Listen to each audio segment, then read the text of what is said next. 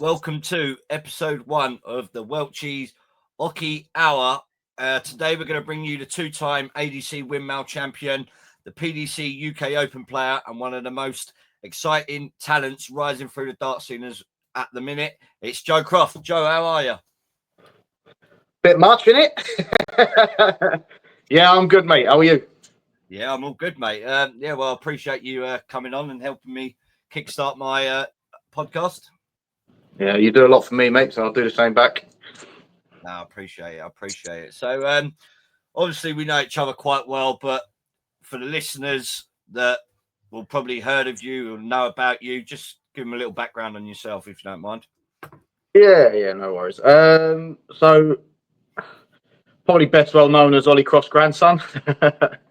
Ollie Croft being the founder of the BDO and everything, but making my own name out there at the minute. So I'm growing as a person and as a player, getting more recognised, and I'm doing my own thing at the moment. So can only sort of get better as I go along and sort of make my name a bit bigger and better.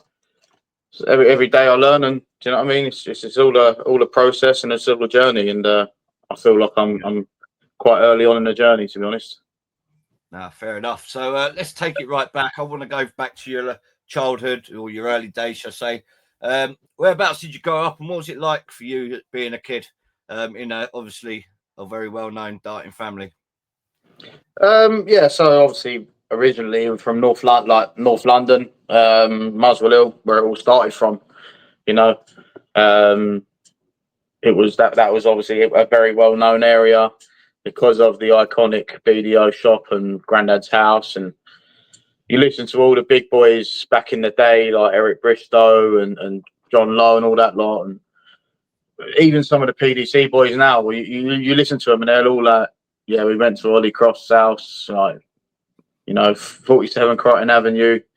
It was just the known place. It was like the headquarters. Do you know what I mean? So all the players stayed there, and all the players that came over from abroad and everything, when they went to the Players Championships, they stayed there as well. And it was just like I'll be honest, it was a family home, but it was also a hotel for all the players. So there was never a dull moment in that house, and there was always people in there. So what do you expect when you had a bar in the front room and a dartboard next to it? Yeah, nice. And what kind of hobbies or interests did you have before you was brought into darts, or was you naturally just born to be playing darts? Be honest, I actually hated the game when I was younger because it was just kind of everything was not drilled into you, because none of my family drilled it into me. Yeah. I was always there. Do you know what I mean? So I was even still, if I was putting leaflets on the tables at Lakeside, I was just doing everything that I possibly could. Do you know what I mean? And I enjoyed it. I loved it. I'll be honest with you. Like I said, there was never a dull moment in my life, and there was always something going on. Always something going on. And it was just like I said. I can't say I don't regret any of it because I loved it. I would never change it now. I just wish I had that bug for darts when I was younger, because I really didn't like it. I didn't like the game. I just thought it was a load of pissheads. Obviously didn't understand the game that much when I was younger, but growing up now, I know the game is full of pissheads. Yeah. But hobby wise, I used to just play football. Really, I played a bit of darts here and there, but I was never playing darts. I'd just pick darts up and throw them, Yeah.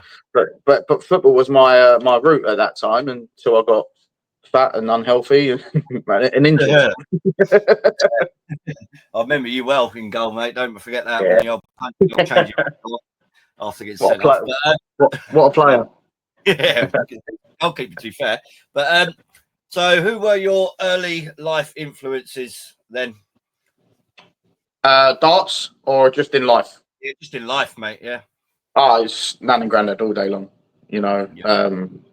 The bond that my nan and granddad had, as sort of, so just the fact that my nan backed my granddad's idea so much. They were powerful. They were just a power couple, and a lot of people would say that you got the king and queen of darts, and do you know what I mean? And the fact that my nan and granddad was, like I said, they backed each other through thick and thin, and they'd answer each other's questions if one got like stumped on, and yeah, it was just they were iconic, and I think a lot of people felt that with them as well. Like a lot of people that I meet now that from the old stock, they said, "Oh, your nan looked after me like I was their son, and your granddad looked after me." The thing is with this, like there was always a side that they never knew about my granddad as well, and like the family side of it. He was a massive family man. Yeah. And all people saw of my granddad was these great big meat chops on the side of his face, and they just thought he was like a stern, talking old man who wouldn't change his ways in darts, and he was a dinosaur and stuck in his way, and he was arrogant, and he weren't arrogant. You know what? He weren't arrogant, and the people that thought that of him, they're stupid, because they clearly didn't know him very well. They just took they didn't take the time out to either talk to him or didn't get to know him very well and whatever not. Do you know what I mean? So yeah, I think that's obviously they were the most influential people in my life, and obviously on my mum and dad as well for their own reasons. I mean, yeah, my mum. I would love to be sort of half as strong as my mother has been through her life, with the stuff that she's had to go through. But yeah, and again with my old man as well. So it hasn't been all plain sailing. Let's put it that way. But yeah, it's all good. So I'd say my immediate family and my nan and granddad were my biggest influences and stuff like that. So yeah. Yeah, nice. Well, let's move on to your teenage years, should we say? What was you like as a teenager? Was you competitive, sporty, quiet, loud? What were you like growing up? Arsehole. Your teenage years? An arsehole? I was an arsehole.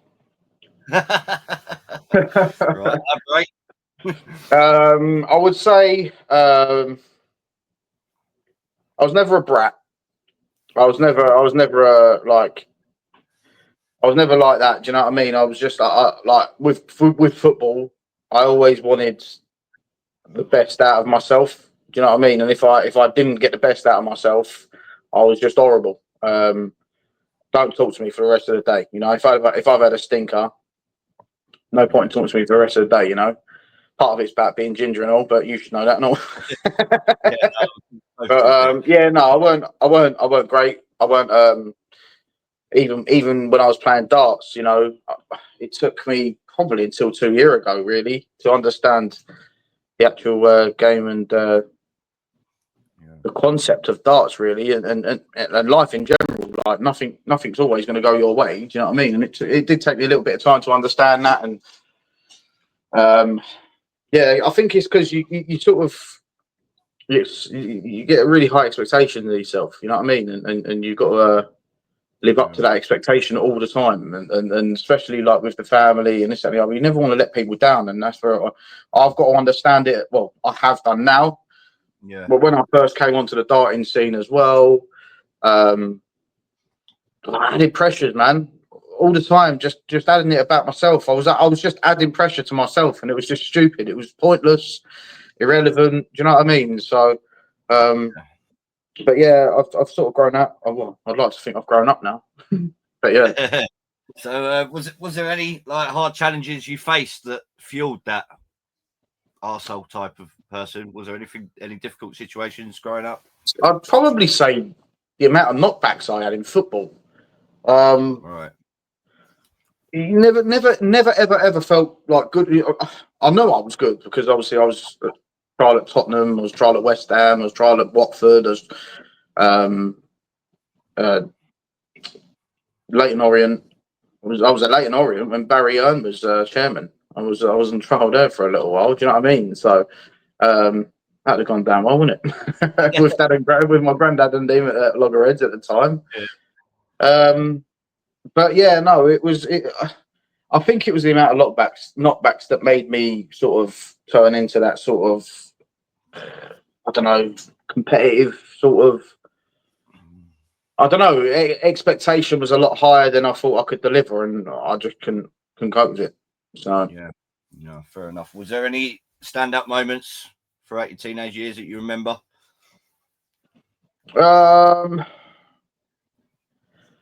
Football wise, yeah, there was a few. I mean, we had one of the best youth teams in the country. You know, we had a superb team. I think we done the county cup double, and I think we went near enough a season and a half unbeaten. And yeah, that was when we were getting picked up. You know, most of our players were getting picked up. We had Bournemouth sniffing around, and they had an unbelievable youth staff and team and stuff like that. So. Yeah. But yeah, I think the beating Arsenal 9-4 for Leighton Orient, that was the me being a yid and everything. That was a proper highlight. For sure. Right then, that's enough of your childhood kind of stuff. Let's get into the journey of darts. I'm sure all our listeners are going to be wanting to know about your journey. I mean, hopefully a lot of them are following your journey, but for those that probably hasn't been following your journey and getting to know you, obviously you've got your granddad and your dad, but what really got you into starting to play darts? My granddad dying, to be honest with you.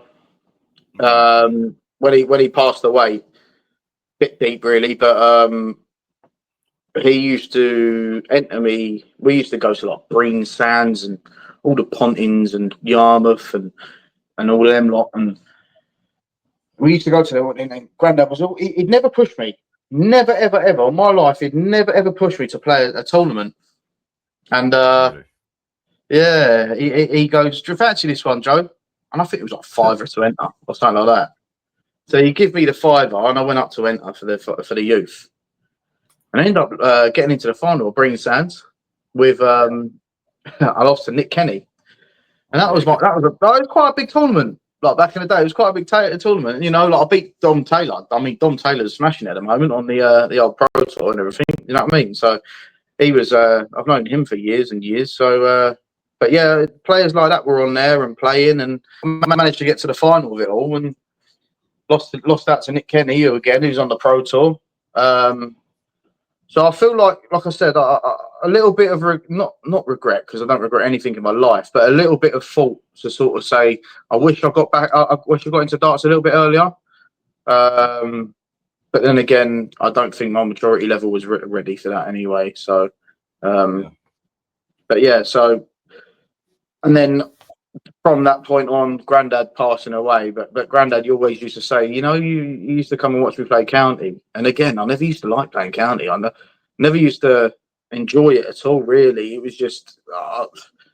I said, I'll be honest with you, I was that bothered. I said, right, I'm playing football on a Saturday. If you want me for the Sunday, then you could have me for the Sunday. And obviously, that being in the A team. Yeah.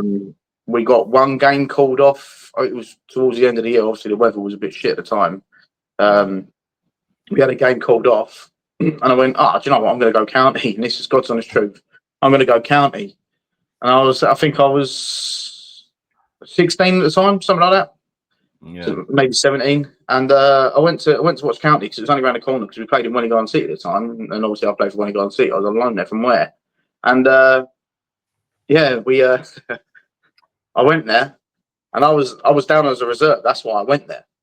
And one of the players drops out, and I was the first one there, and I got in. I think the other two were fuming. I'm not going to lie. I probably would have been as well. But yeah, I ended up turning up. They put me in. I was fourth game on. I'll never forget it. I had a 28-17 on debut for county. Unbelievable. And I sat there, and these lot were just like sort of going, like, he's just an arsehole. Why does he get picked? And then obviously I was getting that before that I played. Yeah. But yeah, I was well happy with it, to be honest, mate. I can't complain, and it's that sort of spurred me on. And then Grandad said to me, "You've got quite a little. You quite naturally gifted with that game, mate." He said, "It'd be nice to see you get on TV one day." Yeah. And this was about, I don't know, I was probably about 20, 21, something like that. Then I started playing county, and I was still playing football. Yeah. Got an injury. Whilst my granddad was still alive, got an injury from football, ACL, knee reconstruction, give up football, went into coaching. Then I got to a point and I'm like, why am I standing outside? It's pissing down or it's snowing. I'm seeing my breath in front of my face and I'm not running around to keep warm. What am I doing? You know what I mean? I could be in the warm throwing darts and getting fat. It was so I think it was a bit of a turning point for me that when I had my reconstruction on my knee, and then it was just playing darts, and then obviously Granddad passed away, and I turned around and I said to the family, I'm gonna play darts now. I don't want to play football because my granddad used to ring me up every Saturday and say, how'd you get on today? Do you know what I mean? Just stuff like that. Sure. Not the point that I miss it, because I do miss it, but I'm saying like the more relevant point was I didn't want to miss that. I'd rather live on with what he loved, and do you know what I mean? One of the last things that we ever said to him was Spurs are playing West Ham, and we said, "Oh, Grandad, Spurs have just scored," and he opened one eye. He opened one eye like that. And he sort of went, "Go on, boy." Do you know what I mean? And then he died about half hour after that. So, oh really? Oh, he passed that home, and it was the family was around him at the time. So it was. So moving on to my next question, really. So that back then that was just you. All right, I'm just going to play darts, but obviously, what's changed since knowing that now you could probably go as far as you wanted in this sport? When was the turning point that I'm just going to play darts, but now obviously your mindset is that I want to be a professional darts player? When was that turning point? Again, I think when I decided that I'm going to do it now, I'm just going to bite the bullet. I'm going to completely sack football off, and I'm just going to go forward, full steam ahead at darts. And from that point on, I think I haven't looked back.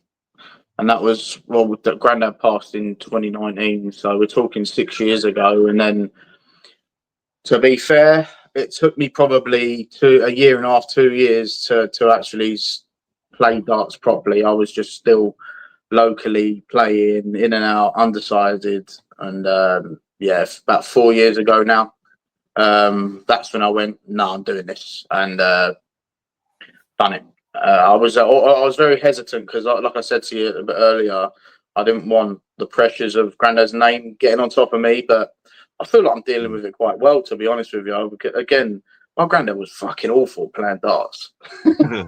So I'm not bothered by because he never had a name playing darts. He had a name obviously in darts, and I think that's where we're massively different and whatever not. So yeah. No, that's fair enough. Well, you made it quite clear every time that you have been on TV that you want to make your own name in the sport. But you're doing a fantastic job anyway. But any sacrifices that you've had to make to get to this level in life? Yeah, loads. There's been loads, mate. Majority of it is your free time. You know, majority of it is your free time to practice and this, that, and the other. I didn't really have I didn't have anywhere to practice. So I just it's hard. But then obviously you end up going down clubs and you end up going down like, I don't know, British Legions or pubs or wherever. Yeah. Around people's houses. But it's not yours. It's not the practice that you want to put in. And obviously, I try and practice with a purpose. Do you know what I mean? So I'm not just throwing aimlessly at a board and doing the same old things and getting into bad habits and this, that, and the other.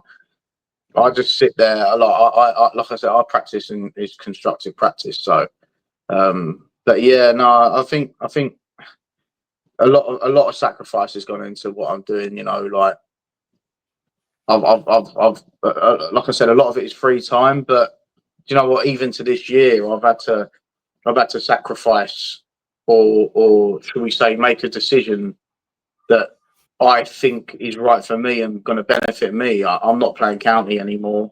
I don't play Super League anymore. And it's not a disrespect to any of the players in the area. It's not a disrespect to anyone.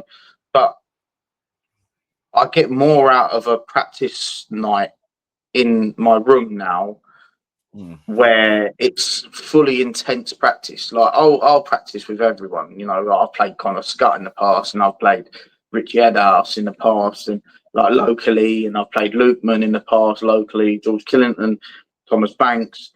You know, and I've played all of these players because they're all very local to me. And like I said, if it was the intensity in my practice now, I'm taking into games where I'd be going out on a Super League night. I could potentially be traveling an hour away.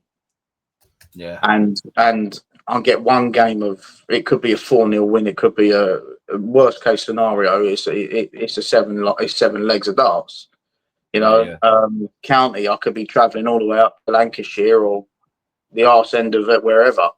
And I could go there for what, again, potentially 4 legs or 7.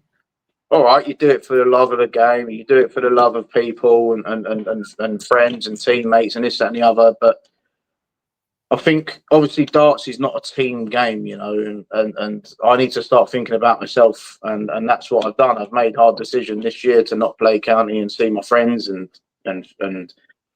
stuff like that. But you have to make decisions like that.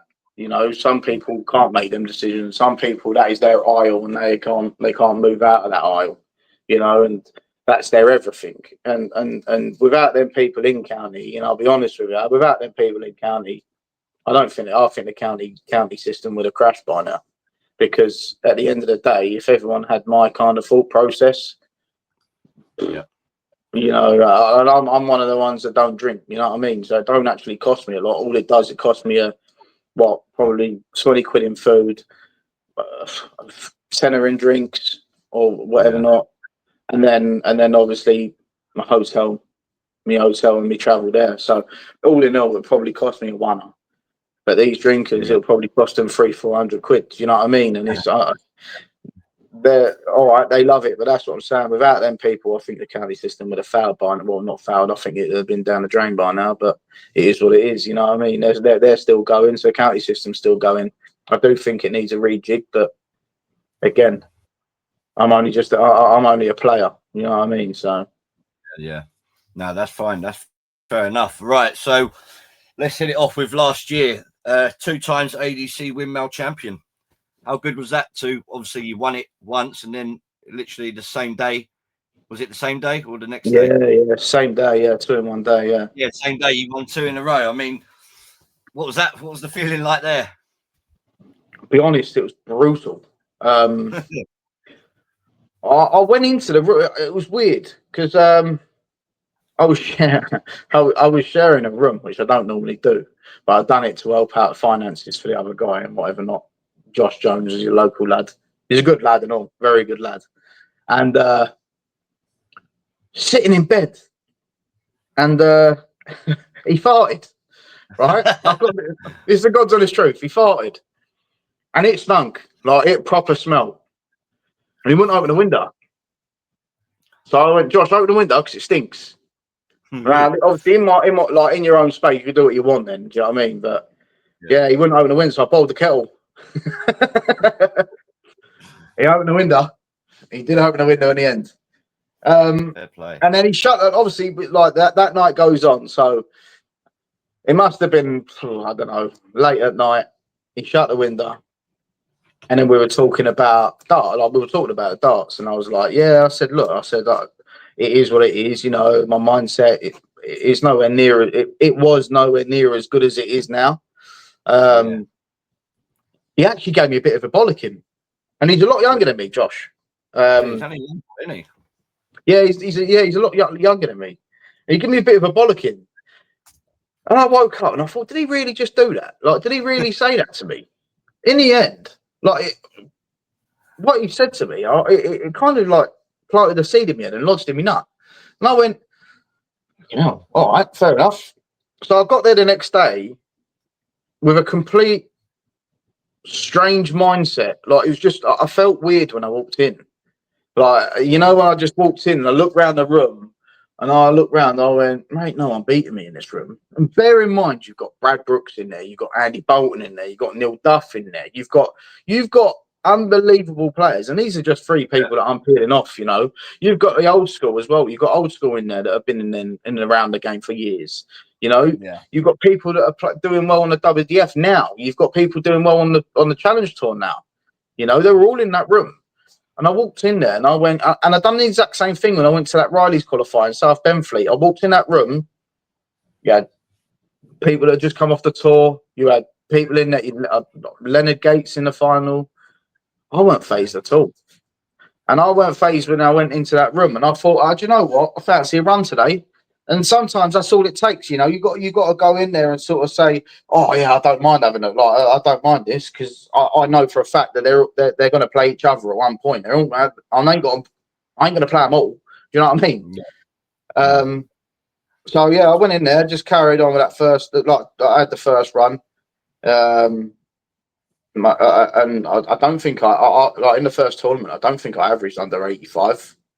I could be wrong, but that was all that was solid. And obviously, when I won the first one, it just all sort of just flushed from me, and I thought, oh, Jesus, that was handy, wasn't it? Went back, obviously, because I don't drink, so I'm a bit of an advantage. You know, I don't need to gauge it. I can just have I can have a banana and get my energy back up, or I can go and get a soft drink and get a bit of sugar in my body again. So, yeah, I got to the second one, and I didn't even have a break. I couldn't literally, I played the final.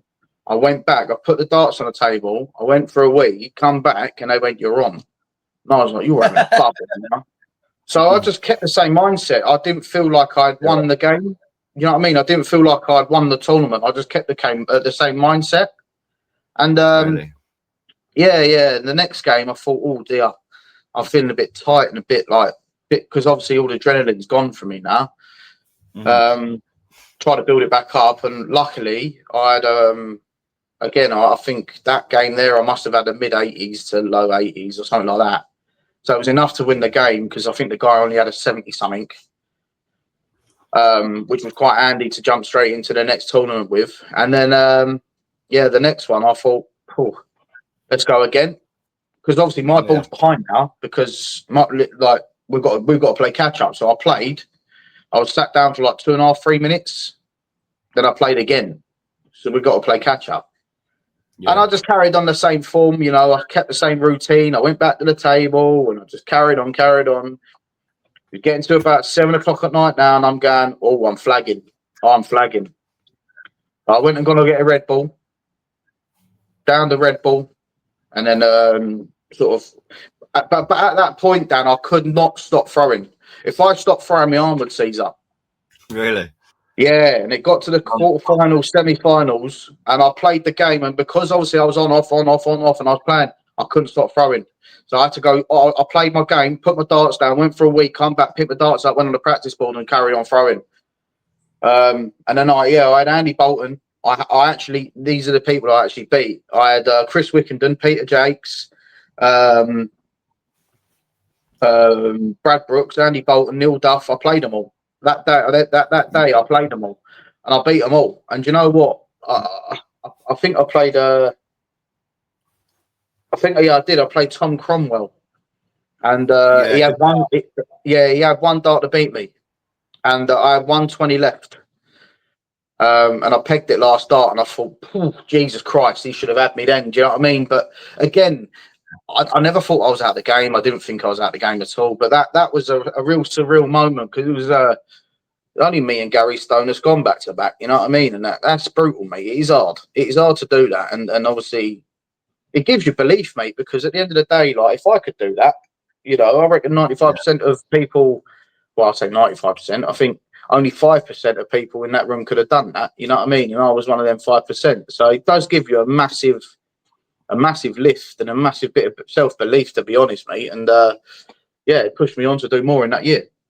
Yeah, well, I was literally just about to say, what becoming a 2 times champion, back-to-back champion, what did it do for your confidence and your reputation in darts? It took you quite high up, I would have thought. Yeah, well, I ended up finished that year second on the Order of Merit on the Winmore tour. So it got, but But darts is a very weird thing, you know. People get fixated on who they're playing, and they get fixated on the wrong things. You know what I mean? So people ended up started playing me. They were starting to play me and not the board, and they were giving me chances that I should never have had. Right. But that happens in darts, you know. Pressures, people deal with pressures differently, and there are games that I should never have won. There are games that I should have won. You know what I mean? That's darts. You know, it happens. Yeah. But for the rest of the year, mate, it definitely put me on the calendar, and Modus as well. That they've been brilliant for me, and they've been superb. That's helped my game massively. We had I got through that, finishing second in the order of merit. It got me into the global championships. And again, it helped me grow as a player. But it also, you know, when you sort of you're on a high, and then you get to that high and you drop down a little bit. Yeah. When you hit that bit of a dip in form, some people just go boom, or they plateau, and then it's down to you to build it back up, and that's how you recover from it. I feel like I've recovered from it very well, and don't get me wrong, I had a solid 8 to 9 months of absolute shit. I was terrible. But things started happening, you know. I had a little operation on my wrist and stuff like that, you know, just shit like that, mate. It all does get in your head, and you know, when I had a ganglion cyst, and Steve Pride smashed it with a gin bottle and popped it. Oh, yes, mate. Yeah, that was assault. But no, and then obviously it came back with vengeance and stuff like that. And then in the end, I had to keep on having like injections in my wrist and stuff like that. So, but it's sorted now. Touch wood, it's sorted. And again, I'm on the up. You know, it does play with your mind. Yeah, well. So, what would you say about ADC? Just a little short message. Has ADC, since it's been formed, has it changed a lot of people's lives? Has it changed your lives? Do you know what? ADC is absolutely superb for the amateur game. It genuinely is superb. And the reason why it's unbelievable is because it gets you playing in a darting environment. Yeah, it gets you playing good players. And you've got all levels of players there. So you've got you've got the likes of people on Challenge Tour. You've got people that are just starting that want to get used to the system. You know, it helped me massively, mate. Honestly, I can't thank Scott and his team enough, because again, without the ADC, without the amateur dart circuit, without the belt matches, without the ADC tour, I would never have got on Modus, because obviously that is the stepping stone into it. Now, I'm in a fortunate position where I actually get invites and stuff like that.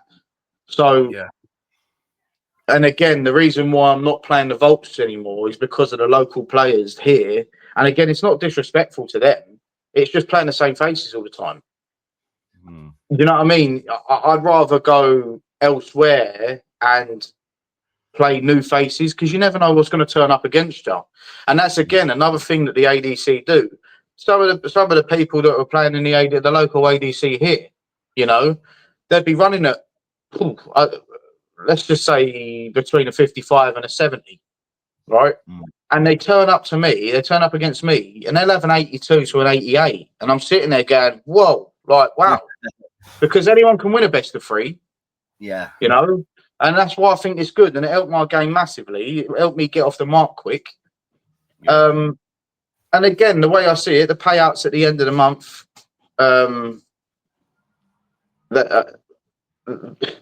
I just saw it as I was getting paid to practice, you know, and that's how I saw it. But other people are chasing money and points and going here, there, and everywhere, and spending their whole week doing vaults just to sort of, I don't know, get in the top 16 to then get into the Modus qualifiers and stuff like that. It's brilliant, mate, because it gives everyone an opportunity to get on that Modus stage and show the world what they can do, you know. And like I said, you've got mate, one of my dreams, one of my absolute dreams, was to see my name on a betting app once. You know, and I'm fairly lucky. I know it sounds stupid, and I know it's a minor thing, but I used to dream about when I was playing football. When I used to play FA Cup and stuff like that, my name was on there, and I was like, oh yes, like what next step FIFA or LMA manager or something like that. Do you know what I mean? Or football manager or whatever it was. I wanted my name to be on there, so I was a little bit craving it, but now it's just normal now. You know what I mean? And obviously, I played at the UK Open as well, so that was just all these things are surreal for like. In such a short time, people play 10 years. They play 10 years to get to these places. And like I said, I've been fortunate enough that I got there pretty quick. Yeah.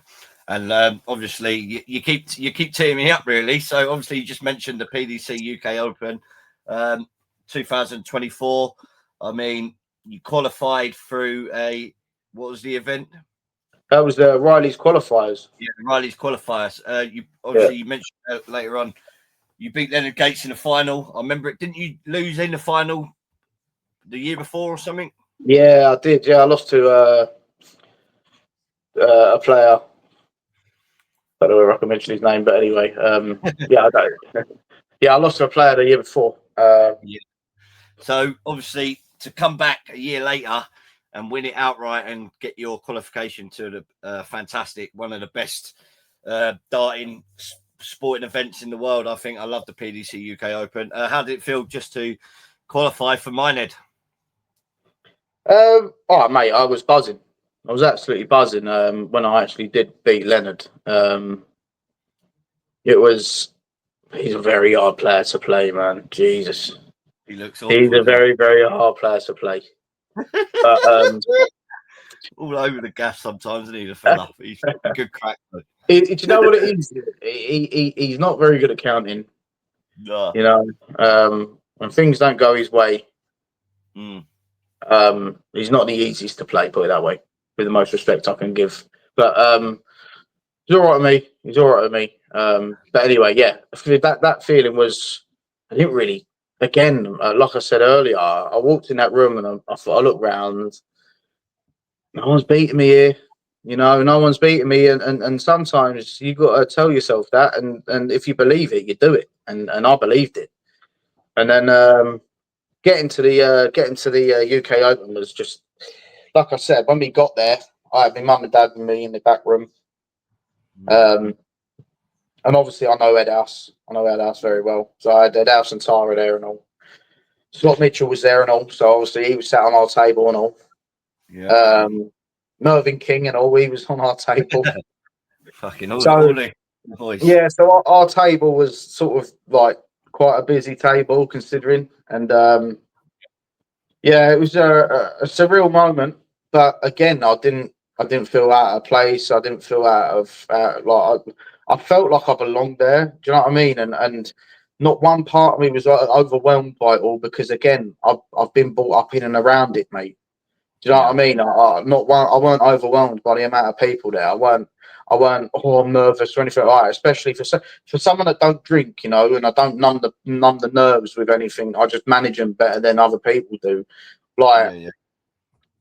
Things things happen, you know. And so I was 4-0 up, averaging 115 against Willie Borland.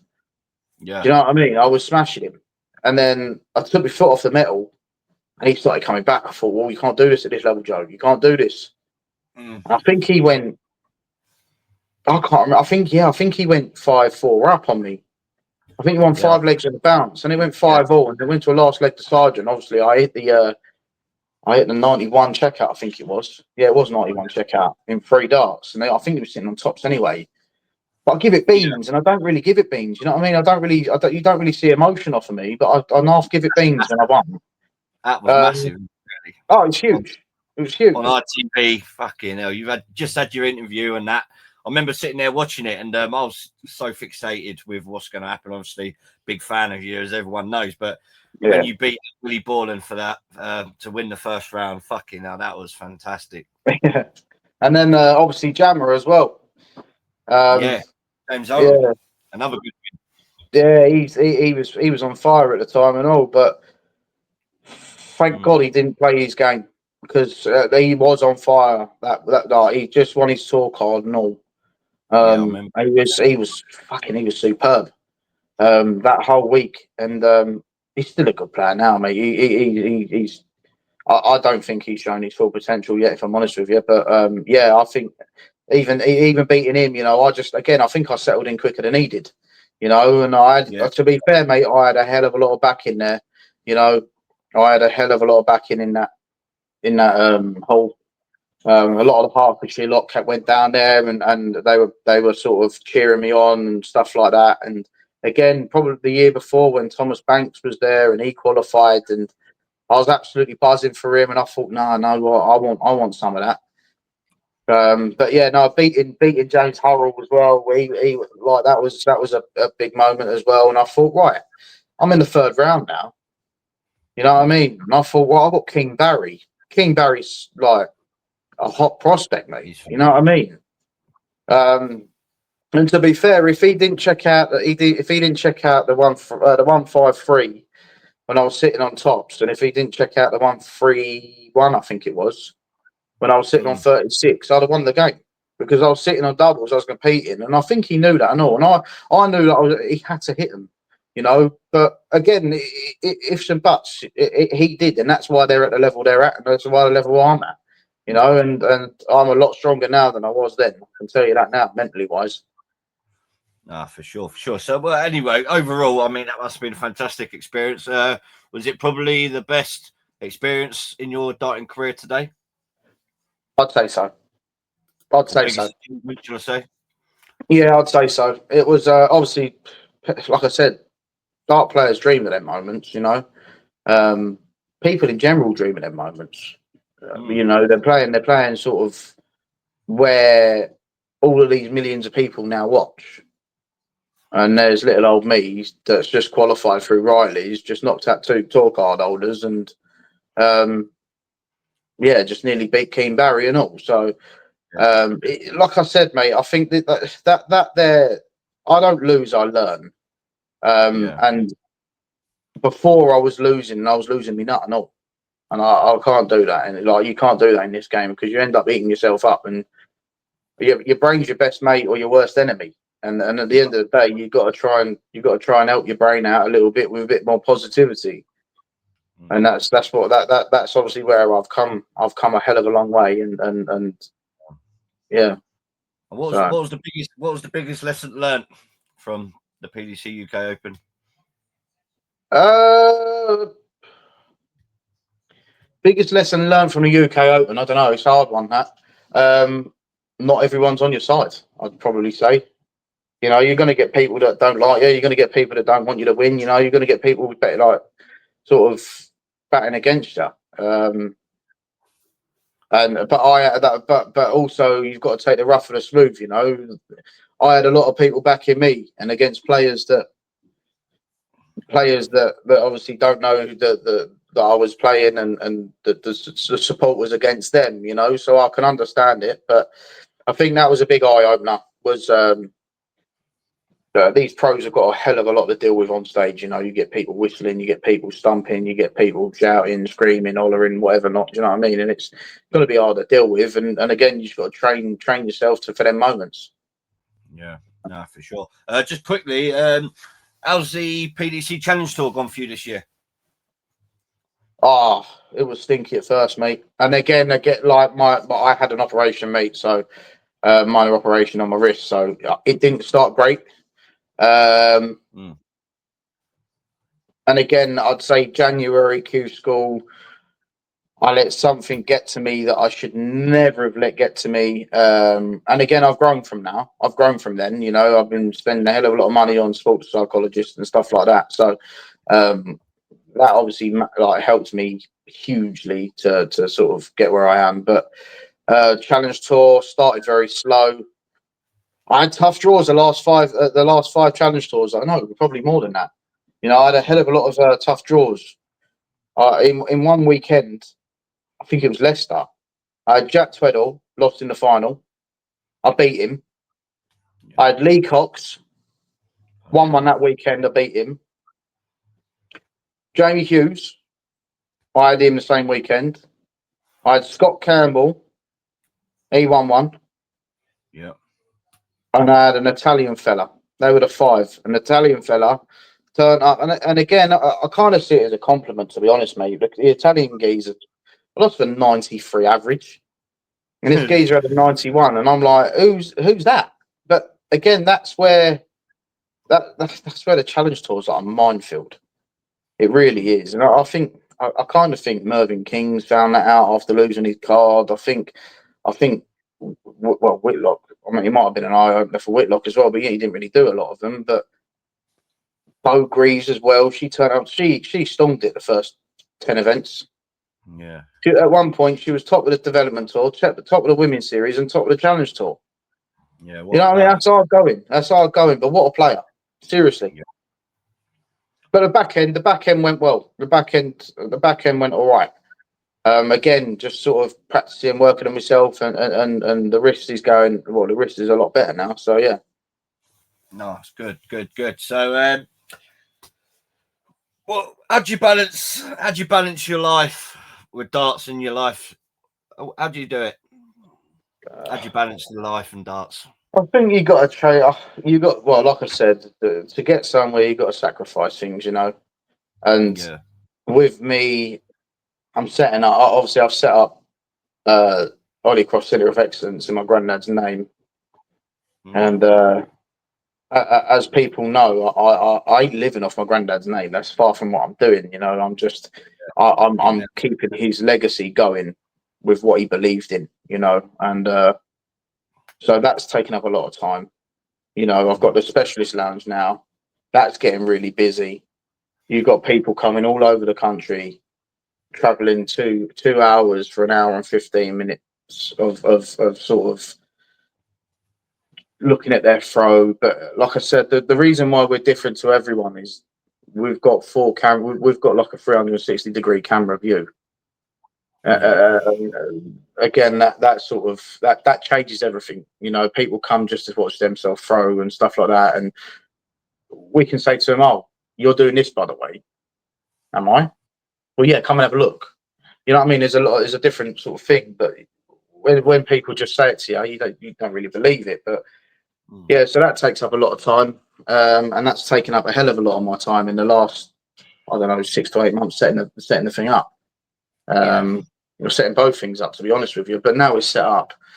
I'll manage it better. You know, you got to manage it. Like, you got to learn how to manage your life and not let it get on top of you, because you can overdart yourself, you can overwork yourself, and at the end of the day, you can turn a really good hobby into a chore, and you don't want to. No one likes really doing chores. Do you know what I mean?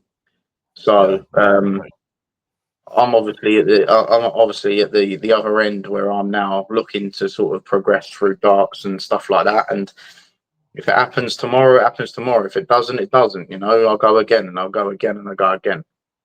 Yeah, no, for sure. So obviously you play darts. Are you a massive darts fan? I watch it. Like PDC Mad, like watch any of the events? No, I don't watch darts. I don't watch darts anymore. I used to. I don't watch it. Yeah, I don't watch it. I think, like I said, too many people are fixated on what they do on TV, and they try and copy them. You know, I played. I actually helped your team out, and that was eye-opening. Playing in the pub where people are giving it absolute sausages everywhere, and yeah, I don't like it at all. That's why I think darts has come so far, you know, but obviously people are fixated on what they do on TV, and they end up going stupid ways on TV where pros can hit what they hit, you know what I mean, for checkouts galore, and they go silly ways, which I class as silly ways, ways that we'd never go when we were younger or back in the day, you know, an old school way of checking out. But yeah, this day and age, like, people have started, pub players, I'm talking vault players, I'm talking people that are averaging between 60 and 70, going stupid ways of checking out, and it's a new gen of the darts at the end of the day. But yeah, the stuff like that, I don't watch it because of that exact reason. That exact reason, I don't. I think they're fixated on the wrong things, and that's why Gary Anderson and RVB are sort of my favourite dart players. RVB is a bit of a personal reason because obviously he sat with me at my nan's funeral, and Gary's both of them. They just play darts. They just beat me. You know what I mean? Just beat them. So. Yeah, nothing. Well, we've got a few minutes left. Last weekend, you flew out to Ireland. It was the first event of the WDF series season. You got to the quarterfinal in the first gold event of the season last Sunday. Talk us through it. Yeah. Again, mindset, mate. It's you got to surround yourself in the people that you enjoy their company with as well, and people that are not sort of going to bring negativity to the table. And don't get me wrong. At one point, I was that person. I'm not pig ignorant to say that I wasn't that person. I was that person at one point. Now I sit on my own. I sit on my own, sit in my own company. If I can, if people want to sit with me, more than welcome. You know. But yeah, I keep myself to myself. I do my own thing. Yeah. It was absolutely heaving out there. I'm not going to lie to you. It was absolutely rammed. But I really enjoyed it. I really enjoyed it. It was a great weekend. I was staying in in an apartment with Dieter Hedman, Paul James, and Jeff Heath, and yeah, it was a really good company and all, really good company. But I can't thank them guys enough for what they've done to me that weekend. You know, like I'm as thick as shit when it comes to booking flights. You know, like next week we're going Prague. I'll be honest, mate. Thank fuck they're doing my flights. I'll end up in Baghdad or something like that. Do you know what I mean? It's just, yeah. Do you know what I mean? I'm not very good with all that side of things, but yeah, people like that, they help you out. You know, you surround yourself in good people, and it brings you to a different sort of outlook of things. And I was like I said, that weekend for me was superb. I really enjoyed it. I played pretty steady all weekend. You know, the first tournament, the bronze event, I played my last 32 at 12, 7 minutes past 12, and I'm not gonna lie, I had a flight that day. I was up at sort of 5 in the morning, playing all the way until sort of 7 minutes past 12 for a bronze event. I was like, it's not worth it. What am I doing? The geezer beat me fair and square. Kind of bittersweet because the geezer who was supposed to play in the quarter in the last 16 he pulled out and he got a bye to the quarterfinal. So it was a bit of bittersweet, but it is what it is. And then silver event, I played all right, lost in the last 64, got beaten by the better player. And again, I'm thankful for the people that are beating me because, again, they're beating me. You know, I'm not giving the games away, and they're beating me fair and square. So, and then obviously Sunday gold event. I've had 2 solid days. You know, I was running at an 86 the first day. I was running at an 85 the second day, and I think the last day I was running at an 86 and all. So I played some good players in that. You know, I beat James Beaton on stage on the live stream. You know, I had a 93 against him. And unfortunately, I lost to David Davis, he's in phenomenal form. He is at the moment. He's just qualified for the Ali Pally. He's just qualified for Lakeside by winning that gold event. So, and I lost to him 4-3, and I had a 95 against him. The only thing that I'd done wrong in that game was miss a dart at bullseye. So for the 170. And that's what I'm saying. So my game's come a long way, mate. And that weekend was a superb weekend. So. Yeah, no, for sure. It was a brilliant weekend. So, just summarise, what is the future for Joe Croft? I've got a 5-year plan. In that 5 years, I'm hoping to sort of be a lot higher up than where I am now. And again, that's only going to be hard work, dedication, and perseverance. You know. So I've got a 5-year plan, and that will be sort of, I don't know whether it'll be out there for people to know because I don't really want people knowing my business, but bright signs ahead, and I'll like put it that way. And I've got a lot of work to do still, but yeah, I'm definitely going to get there and there or thereabouts in the next 5 years. Now, fair enough. And last but not least, we couldn't not mention your management and sponsors. You've just recently signed a new multi-year extension deal with Mission. I mean, what a massive achievement that is for yourself. Yeah, mate. Do you know what? When I first signed a Mission, I went with loyalty over anything else. You know, I've known Steve Reed a long time. I've known Daryl Fitton a hell of a long time.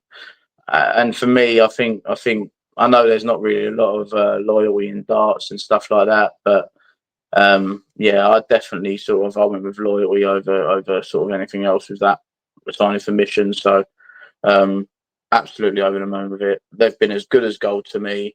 I strongly believe that Mission are only going to get bigger and bigger and bigger.